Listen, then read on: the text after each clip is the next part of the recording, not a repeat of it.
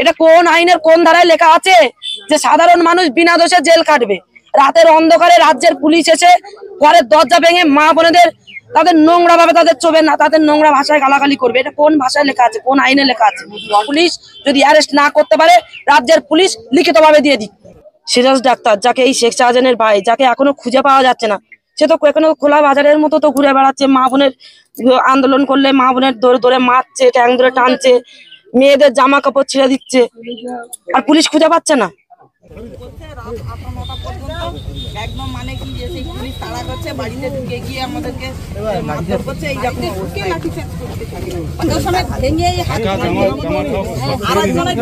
জামা একদম টেনে ছিঁড়ে দিয়েছে। আজ আই বুড়ো মেয়ে জামা টেনে ছিঁড়ে দিয়েছে দিদি। সেই জন্য ভয়ে আজকে কেউ বেরোয়নি।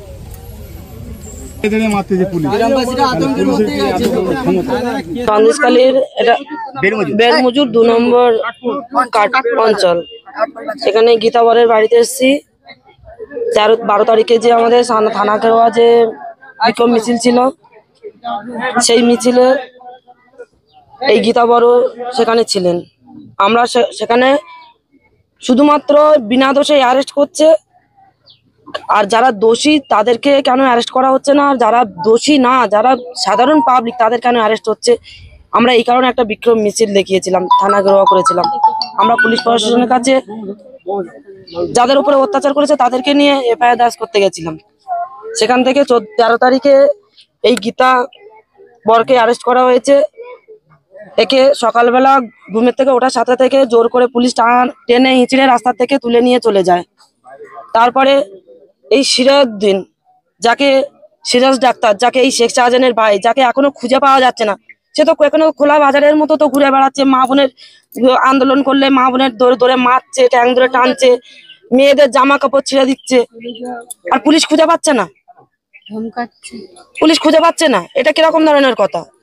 এটা পুলিশের কি এটা কি নাটক, নাকি রাজ্যের পুলিশের নাটক শুরু হয়ে গেছে? এটা কি নাটক করছে না অভিনয় করছে? এটা কি করছে?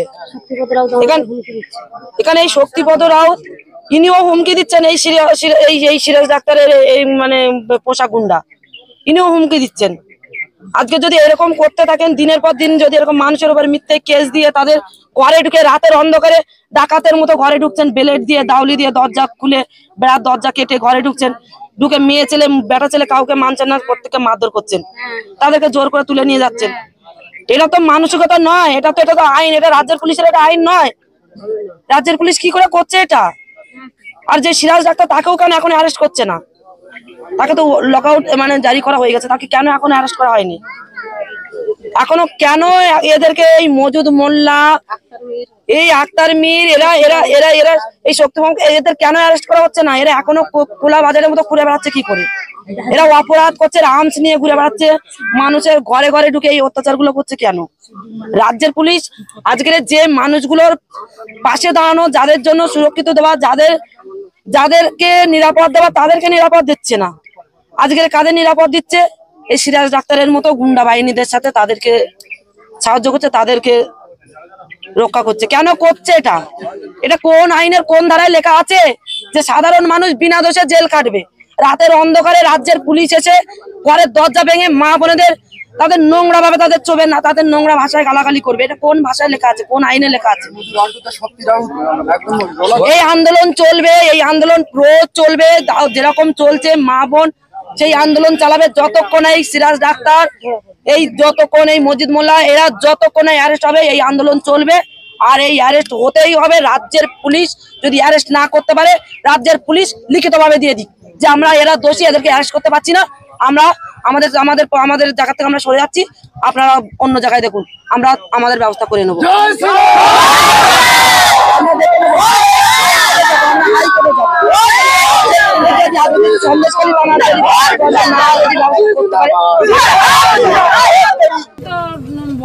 বড় দিদি, আমি ওই দিক থেকে এসে ওই দিকে তো মানে যাই মাঝে মাঝে বাথরুম করতে আমি নিজের চোখে দেখলাম। ও ঘুমের থেকে উঠেছে, উঠে খুলে রাস্তা জাস্ট বেরোবে, হয়তো হাত ধরে ঘাপ করে তুলে নিয়ে গেল।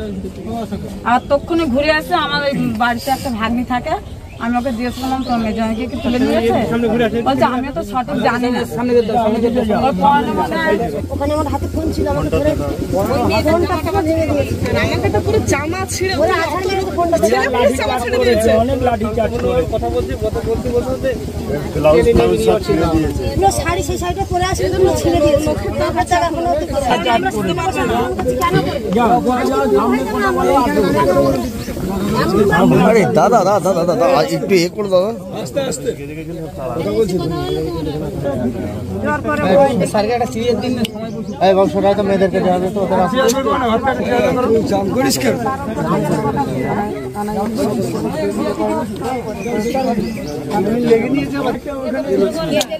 আরে এখনো তো তোমাদের টিএনসি মেয়েরা এখনো তো ভয় দেখাচ্ছে। সেগুলো বলো যে এখনো ভয় দেখাচ্ছে, সেগুলো বলো যে ভয় দেখাচ্ছে আমাদেরকে এখনো এই শান্তি পাচ্ছে না। ঘর ভেঙে দেবো। সমস্যার সমাধানটা হবে।